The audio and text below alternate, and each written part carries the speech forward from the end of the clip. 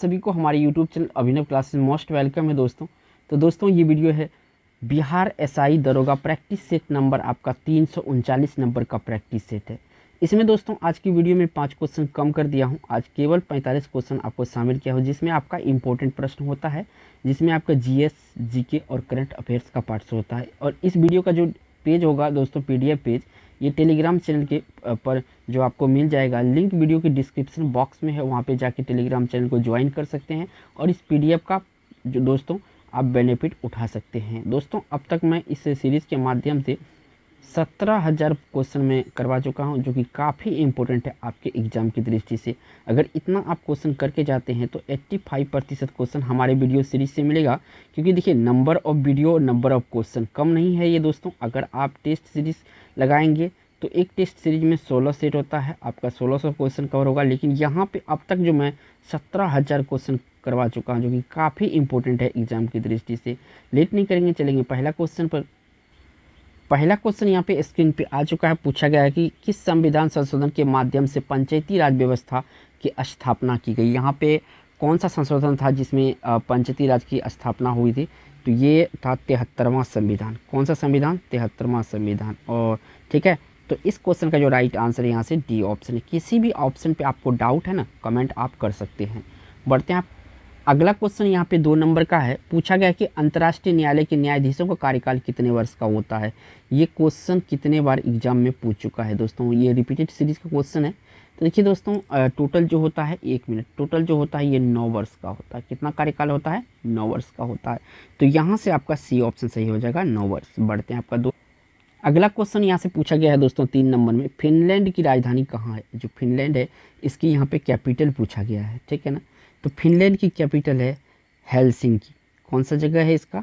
Helsinki है, यानी कि यहाँ से सी ऑप्शन सही है। अगर दोस्तों इस वीडियो पे पहली बार हमारे चैनल पे आए हैं तो चैनल को सब्सक्राइब करके बेल आइकन प्रेस कर लिया, ताकि आने वाला जो वीडियो है उसका नोटिफिकेशन टाइम टू टाइम आपको मिलता रहे। थैंक्स। आगे बढ़ते हैं। अगला क्वेश्चन जो यहाँ से पूछा गया 4 नंबर में, प्रसिद्ध पेंटिंग मोनालिसा चित्रकार कौन थे? ये जो मोनालिसा है ना, ये बनाया है, इसका चित्रकार कौन थे? तो इसका चित्रकार था दोस्तों, इसका जो चित्रकार था ये था लियोनार्डो दा विंसी। इसके ये महान चित्रकार हैं, इसी का कृति है ये मोनालिसा। तो ये ऑप्शन यहाँ से सही है। बढ़ते हैं।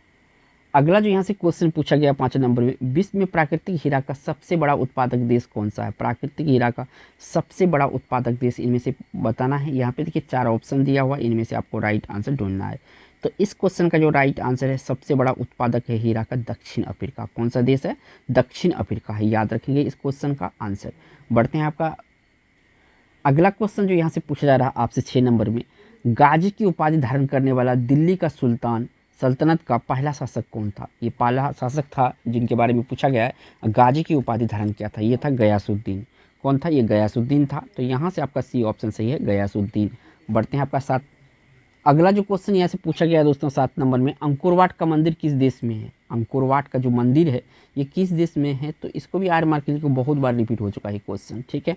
तो ये आपका कंबोडिया में है। कहाँ पे है अंकुरवाट का मंदिर? कंबोडिया में है। तो यहाँ से सी ऑप्शन आपका सही है। अगला क्वेश्चन जो यहाँ से पूछा गया है दोस्तों 8 नंबर में, भाषा के आधार पर गठित होने वाला देश का प्रथम राज्य कौन सा है? ये राज्य है जो कि प्रथम राज्य है और भाषा के आधार पर ये गठित हुआ था। तो ये है दोस्तों आंध्र प्रदेश। आंध्र प्रदेश जो है इसका भाषाई आधार पर गठन हुआ था और 1956 ईस्वी में हुआ था। कब हुआ था? 1956 ईस्वी में हुआ था।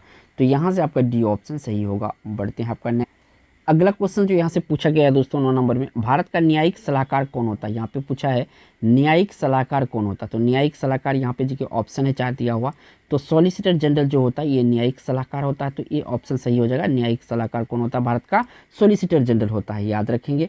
बढ़ते हैं आपका 10 नंबर।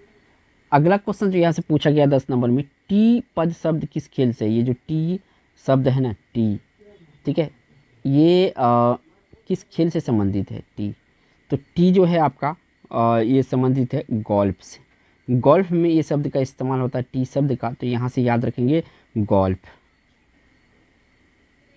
अगला क्वेश्चन यहाँ से पूछा गया है 11 नंबर में, प्रसिद्ध कार्टूनिस्ट आर के लक्ष्मण का संबंध किस समाचार पत्र से है? सबसे पहले तो आपको याद यहाँ पे ये याद रखना है, जो आर के लक्ष्मण है ये कार्टूनिस्ट था, ठीक है। और ये पूछा गया है कि किस समाचार पत्र से ये जुड़े थे या संबंध रखते थे। तो ये जो है ये संबंध रखते थे आपका नवभारत टाइम्स से, सॉरी टाइम्स ऑफ इंडिया से। किससे रखते थे? टाइम्स ऑफ इंडिया से रखते थे। डी ऑप्शन सही है। इनके बारे में आपको याद रखना है दो चीज़ें कि एक आर के लक्ष्मण प्रसिद्ध कार्टूनिस्ट था, दूसरा याद रखना टाइम्स ऑफ इंडिया के ये संबंधित थे, यानी इसके ये कार्टूनिस्ट थे। ऑप्शन यहाँ से डी सही है। बढ़ते हैं आपका अगला क्वेश्चन यहाँ से जो पूछा जा रहा है दोस्तों आपसे 12 नंबर में, हीराकुंड बांध किस राज्य में स्थित है? जो हीराकुंड बांध है काफ़ी इंपॉर्टेंट क्वेश्चन है ये। तो हीराकुंड बांध है दोस्तों उड़ीसा में। उड़ीसा में किस नदी पर है? तो महानदी पर है। कहाँ पर है? महानदी पर बना हुआ है ये, ठीक है, हीराकुंड बांध। तो ऑप्शन यहाँ से डी सही है। बढ़ते हैं आपका नेक्स्ट 13 अगला क्वेश्चन जो यहाँ से पूछा गया है 13 नंबर में, जिम कॉर्बेट नेशनल पार्क किस राज्य में है? इजी क्वेश्चन है आप सभी के लिए। तो देखिए जिम कॉर्बेट नेशनल पार्क है आपका उत्तराखंड में। कहाँ पे है? उत्तराखंड में। ये ऑप्शन यहाँ से सही हुआ, उत्तराखंड। अगला क्वेश्चन जो यहाँ से पूछा गया है 14 नंबर में, संघ व्यवस्था अपनाने वाला विश्व का पहला देश कौन सा है? यानी संघ व्यवस्था जो अपनाया था ये विश्व का पहला देश था, तो ये कौन सा देश है? तो ये है कनाडा। कनाडा ऐसा देश था जो कि सबसे पहले संघीय व्यवस्था को अपनाया था। तो यानी सी ऑप्शन यहाँ से सही है। बढ़ते अगला जो क्वेश्चन यहाँ पे आ गया है 15 नंबर का, पूछा गया सौंदर्य का देवता किस ग्रह को कहा जाता है? सौंदर्य का देवता किस ग्रह को कहा जाता है? यहाँ पे आपका 4 ऑप्शन दिया हुआ है। तो ये कहा जाता है शुक्र को। शुक्र को भोर का तारा भी कहा जाता है, शाम का तारा भी कहा जाता है, ठीक है, पृथ्वी का जुड़वा बहन भी कहा जाता है। तो इनके बारे में इतना फैक्ट आपको याद रखना है, ठीक है ना। और चमकीला ग्रह भी कहा जाता है, कि ये भी याद रखना है, चमकीला ग्रह भी कहा जाता है इसको। तो इन 4-5 फैक्ट को आपको याद रखना है और इस क्वेश्चन का राइट आंसर शुक्र है। बढ़ते हैं आपका 16 नंबर क्वेश्चन है। इसमें पूछा जा रहा है आपसे विश्व का सबसे बड़ा द्वीप समूह कौन सा है? देखिए 4 ऑप्शन है यहाँ पे, ठीक है ना। तो इसमें सबसे बड़ा द्वीप समूह कौन सा है विश्व में? तो जो इंडोनेशिया है, इंडोनेशिया सबसे बड़ा द्वीप समूह है, ठीक है। तो यहाँ पे आपका बी ऑप्शन सही है। अगला क्वेश्चन जो यहाँ से पूछा जा रहा है आपसे 17 नंबर में, गौतम बुद्ध का मृत्यु कहाँ हुई थी? जो गौतम बुद्ध का मृत्यु है इस कहाँ पे हुई थी? तो गौतम बुद्ध का मृत्यु जो हुई थी ये कुशीनगर में हुई थी। और इसका जो मृत्यु है इसको महापरिनिर्वाण कहा जाता है। क्या कहा जाता है? ठीक है, निर्माण कहा जाता है। याद रखिएगा इन शब्द को, ये भी पूछा जाता है एग्जाम में। तो बढ़ते हैं आपका नेक्स्ट अगला जो यहाँ से क्वेश्चन पूछा गया आपसे 18 नंबर में, नालंदा विश्वविद्यालय की स्थापना किसके शासनकाल में की गई थी? तो ये क्या गया था कुमार गुप्त के शासनकाल में। किसके शासनकाल में? कुमार गुप्त के शासनकाल में जो है कि इसकी स्थापना हुआ थी नालंदा विश्वविद्यालय का। बढ़ते हैं नेक्स्ट क्वेश्चन 19 नंबर का क्वेश्चन है। इसमें आपसे पूछा जा रहा है विधानसभा के सदस्यों की अधिकतम संख्या कितनी होती थी? यहाँ पे पूछा है मैक्सिमम जो नंबर होता है वो कितना हो सकता है। तो देखिए जो होता है ये 500 हो सकता है। कितना? 500। ये हो गया आपका अधिकतम वाला बात। अगर न्यूनतम पूछे दोस्तों तो न्यूनतम कितना होता है? 60 होता है। इससे कम नहीं होगा और 500 से ज़्यादा नहीं होगा। तो ऑप्शन यहाँ से कौन सा होगा? डी सही होगा। इनके बारे में न्यूनतम भी याद रखिएगा। बढ़ते हैं अगला क्वेश्चन जो यहाँ से पूछा गया है ये 20 नंबर का क्वेश्चन है कि फुटबॉल विश्व कप जीतने वाला प्रथम देश कौन सा है? यहाँ पे पूछा है फुटबॉल विश्व कप जो जीता है ये प्रथम देश कौन सा है? तो ये देश है आपका दोस्तों उरुग्वे। उरुग्वे ऐसा देश है जो कि विश्व कप फुटबॉल का पहला भी जीता ये बना था। तो ये ऑप्शन यहाँ से सही है। अगला जो यहाँ से क्वेश्चन पूछा गया 21 नंबर का, केंद्रीय औषधि अनुसंधान संस्थान का मुख्यालय कहाँ है? जो केंद्रीय औषधि अनुसंधान है इसका यहाँ पे हेडक्वार्टर जो पूछा है ये हेडक्वार्टर कहाँ है? तो ये हेडक्वार्टर है दोस्तों आपका कहाँ पे? अहमदाबाद में। अहमदाबाद गुजरात में है। ये कहाँ पे है? अहमदाबाद गुजरात में है। तो ऑप्शन यहाँ से डी सही होगा। बढ़ते हैं आपका नेक्स्ट अगला क्वेश्चन जो यहाँ से पूछा गया दोस्तों ये 22 नंबर का क्वेश्चन है कि संविधान के किस संशोधन के तहत न्यूनतम आयु सीमा परिवर्तन कर मताधिकार की आयु सीमा 21 वर्ष से घटाकर 18 वर्ष कर दिया गया था? पहले जो था ये 21 वर्ष था मत डालने का अधिकार, लेकिन इसको 18 वर्ष कर दिया गया है, ठीक है। कब कितना किया गया है? 18 वर्ष किया गया था। तो ये कौन सा संशोधन था संविधान का? तो ये संविधान का 61वां संशोधन था। कौन सा नंबर का? 61वां नंबर का संविधान संशोधन था। तो यहाँ से आपका डी ऑप्शन सही होगा। बढ़ते हैं आपका 23 नंबर का क्वेश्चन में पूछा गया है आपसे किसके शासनकाल के समय भारत में भारतीय राष्ट्रीय कांग्रेस की स्थापना हुई थी? यानी कि जब शासनकाल था यहाँ पे, ठीक है ना, तो उस समय भारतीय राष्ट्रीय कांग्रेस की स्थापना हुई थी। तो ये था लॉर्ड डफरिन। जब लॉर्ड डफरिन भारत में राज्य कर रहा था, शासन चला रहा था, उस समय और ये ईस्वी था 1885, ठीक है ना, 1885 और दिसंबर महीना था। उसी समय जो है आपका कांग्रेस का गठन हुआ था। तो ये ऑप्शन यहाँ से सही है। बढ़ते हैं अगला क्वेश्चन जो यहाँ से पूछा गया है आपसे 24 नंबर में, गौतम बुद्ध ने सर्वाधिक उपदेश कहाँ दिया था? सबसे अधिक उपदेश दिया था ये श्रावस्ती में। कहाँ पे दिया था? श्रावस्ती में। और अगर पहला उपदेश पूछे तो आपको लगाना है सारनाथ। ये भी याद रखें कि पहला उपदेश कहाँ दिया था? सारनाथ में। और सबसे ज़्यादा उपदेश दिया था कहाँ पे? श्रावस्ती में। बढ़ते हैं अगला क्वेश्चन जो यहाँ से पूछा गया है 25 में कि गुट निरपेक्ष आंदोलन की स्थापना किस वर्ष हुई थी? ये स्थापना यहाँ पे पूछा है कि इनमें से किस वर्ष हुआ था। तो ये हुआ था 1961 ईस्वी में। गुट निरपेक्ष आंदोलन का जो स्थापना हुआ था 1961 में हुआ था। यानी डी ऑप्शन यहाँ से सही है। बढ़ते हैं आपका नेक्स्ट क्वेश्चन पर। अगला क्वेश्चन जो यहाँ से पूछा जा रहा है 26 नंबर का क्वेश्चन है कि मानव शरीर में सबसे प्रचुर मात्रा में तत्व है। जो मानव शरीर में सबसे प्रचुर मात्रा में तत्व है यानी एलिमेंट है, ये कौन सा है? तो जो ऑक्सीजन होता है, ऑक्सीजन मानव शरीर में सबसे ज़्यादा होता है। तो इस क्वेश्चन का right answer D option oxygen हो जाएगा। बढ़ते हैं अगला क्वेश्चन जो यहाँ से पूछा गया 27 नंबर का, भू स्तर उपग्रह का आवर्तकाल क्या होता है? यानी कि समय अवधि जो होता है, समय अवधि ये पूछा गया कितने समय की होता है? तो ये टोटल 24 घंटे का होता है भू स्तर उपग्रह का आवर्तकाल। तो यहाँ से आपका डी ऑप्शन सही है। बढ़ते हैं आपका नेक्स्ट क्वेश्चन 28 नंबर। अगला क्वेश्चन दोस्तों काफ़ी इंपॉर्टेंट है आपके एग्जाम की दृष्टि से। वलय युक्त ग्रह है, इसमें जो वलय युक्त ग्रह है इनमें कौन सा है? तो देखिए अगर शनि जो है, शनि वलय युक्त ग्रह होता है, तो इस क्वेश्चन का राइट आंसर बी ऑप्शन होगा, शनि। बढ़ते हैं अगला क्वेश्चन दोस्तों, ये भी काफ़ी महत्वपूर्ण क्वेश्चन है और 29 नंबर में पूछा गया है। मानव शरीर का सबसे छोटी हड्डी है, इनमें सबसे छोटी हड्डी जो है मानव शरीर में, इनमें नहीं, मानव शरीर की बात चल रहा है। तो स्टेपिस जो होता है, स्टेपिस, ठीक है, ये सबसे छोटी हड्डी होता है और ये कान की हड्डी होता है।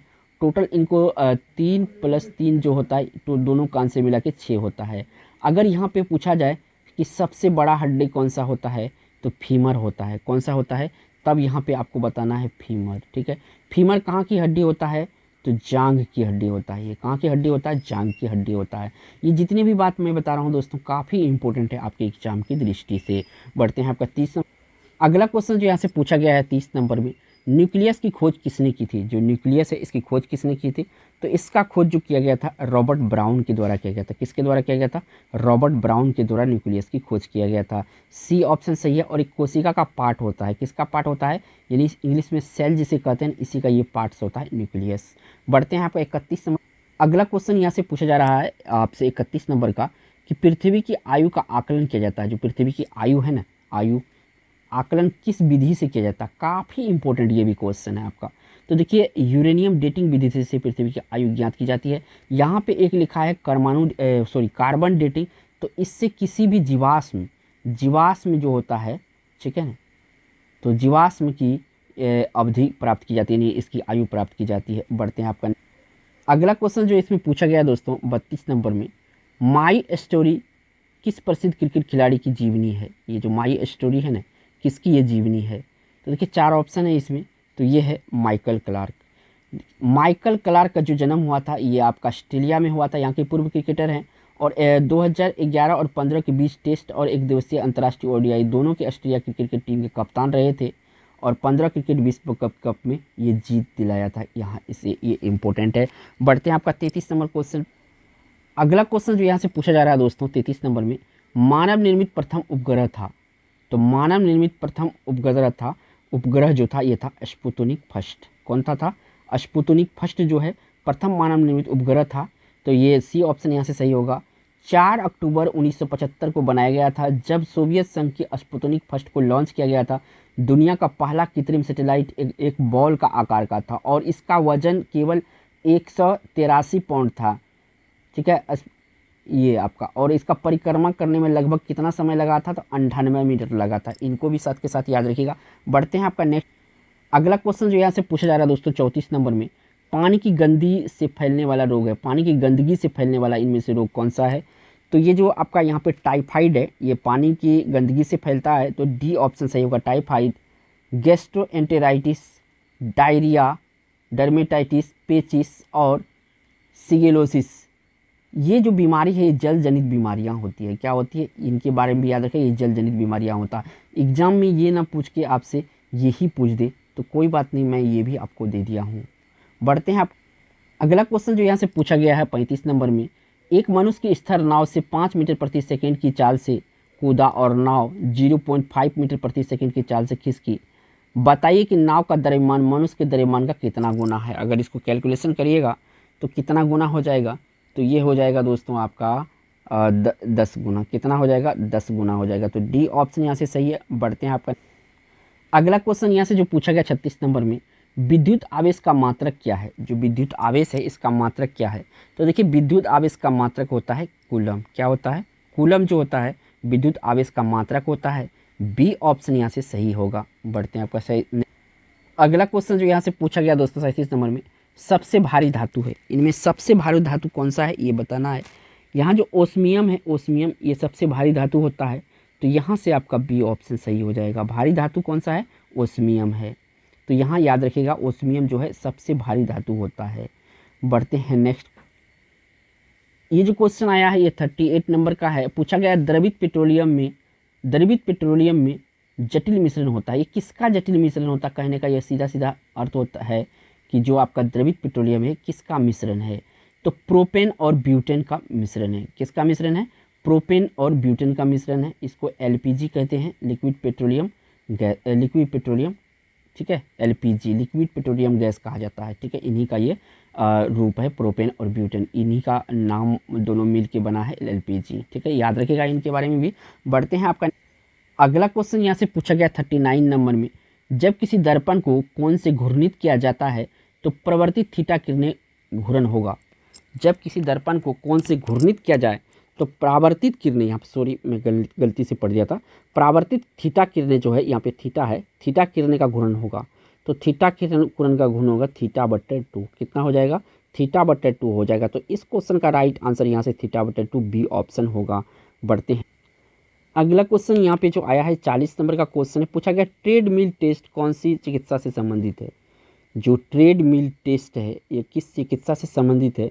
तो देखिए ये जो है आपका हृदय से संबंधित है। किससे, ये टेस्ट हृदय के लिए किया जाता है। तो इस क्वेश्चन का यहाँ से ये ऑप्शन सही है, हृदय। बढ़ते हैं 41 अगला क्वेश्चन जो यहाँ से पूछा गया दोस्तों 41 नंबर में, कौन सा प्रोटीन जल में घुलनशील है। तो देखिए इसमें आपको बताना जी, 4 ऑप्शन दिया हुआ है, इसमें जल में घुलनशील कौन सा है। तो एल्ब्यूमिन जो होता है, एल्ब्यूमिन ये जल में घुलनशील होता है। तो इस क्वेश्चन का राइट आंसर हो जाएगा प्रोटीन जल में घुलनशील है, तो ये होगा एल्ब्यूमिन। तो ए ऑप्शन इस क्वेश्चन का राइट आंसर होगा। बढ़ते हैं आपका नेक्स्ट क्वेश्चन पर।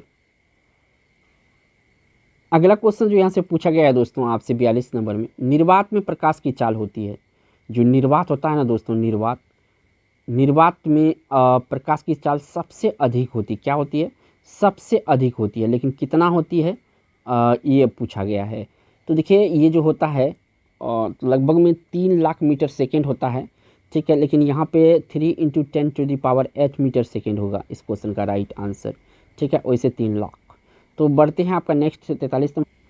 अगला क्वेश्चन जो यहाँ से पूछा गया है दोस्तों 43 नंबर में, सूर्य की किरणें को कौन सा भाग सोलर कुकर को गर्म करता है। सूर्य की किरणें को कौन सा भाग सोलर कुकर को गर्म करता है। तो ये करता है इंफ्रारेड किरणें। इंफ्रारेड किरणें जो होता है सूर्य का, ये सोलर कुकर जो होता है, सोलर कुकर इनके भाग को गर्म करता है। ठीक है ना, क्या करता है, गर्म करता है। तो ऑप्शन ए सही होगा। बढ़ते हैं अगला क्वेश्चन जो इसमें पूछा गया है दोस्तों आपसे, और 44 नंबर का क्वेश्चन है कि निम्नलिखित में से कौन सा एक सदिश मात्रा नहीं है। तो सदिश मात्रा नहीं है तो ये क्या होगा, अदिश मात्रा होगा। ठीक है, क्या होगा, अदिश मात्रा होगा। तो अदिश मात्रा जो है इनमें से कौन सा है ये आपको चुनना है। तो देखिए त्वरण ये तो सदिश है, ये हो ही नहीं सकता है। बल ये भी आपका सदिश है, ये हो नहीं सकता। संवेग ये भी आपका सदिश है। तो अदिश राशि इसमें ढूंढना है। तो अदिश राशि कौन सा हो जाएगा, जो आपका विद्युत भार है ना, ये आपका क्या होता है, ये अदिश राशि होता है। क्या होता है, अदिश राशि होता है। तो इस क्वेश्चन का राइट आंसर यहाँ पे बी ऑप्शन है। अच्छे क्वेश्चन है। बढ़ते हैं आपका नेक्स्ट अगला क्वेश्चन जो यहाँ से पूछा गया है दोस्तों 45 नंबर का, चंद्र तल पर मनुष्य का उतारने वाला प्रथम अंतरिक्ष यान था। यह अंतरिक्ष यान है, यानी कि चंद्रमा पर जैसे अभी अपना मंगलयान पहुंचा है, तो मंगलयान 3 चंद्रयान 3 इसी तरह से चंद्र तल पर पहला मनुष्य को उतारने वाला प्रथम अंतरिक्ष यान कौन था? तो ये था आपका कौन सा था? ये था आपका अपोलो 11। अपोलो 11 जो था ये चंद्र तल पर मनुष्य को उतारने वाला प्रथम अंतरिक्ष यान था। लेकिन याद रखिएगा चंद्रयान में कोई मानव नहीं भेजा गया है, ठीक है। ये सारे जो है कि मशीन से नियंत्रित किया जाता है। तो अपोलो जो 11 था ये चंद्रयान पे भेजने वाला पहला मनुष्य यहाँ पे अंतरिक्ष यान जो कि मनुष्य यहाँ पे गया था। तो इस क्वेश्चन का राइट आंसर बी ऑप्शन सही है। अगर दोस्तों वीडियो अच्छा लगा तो वीडियो को एक लाइक ज़रूर कीजिएगा दोस्तों। एक लाइक से मुझे काफ़ी मोटिवेट मिलता है दोस्तों, मैं बहुत खुश होता हूँ कि ताकि आप लोग एक लाइक करते हैं। और चैनल पे दोस्तों अगर पहली बार आए हैं तो चैनल को सब्सक्राइब जरूर कर लीजिएगा और बेल आइकन प्रेस कर लीजिए ताकि आने वाला जो वीडियो है इसका नोटिफिकेशन आपको टाइम टू टाइम मिलता रहे। थैंक्स फॉर वॉचिंग दोस्तों।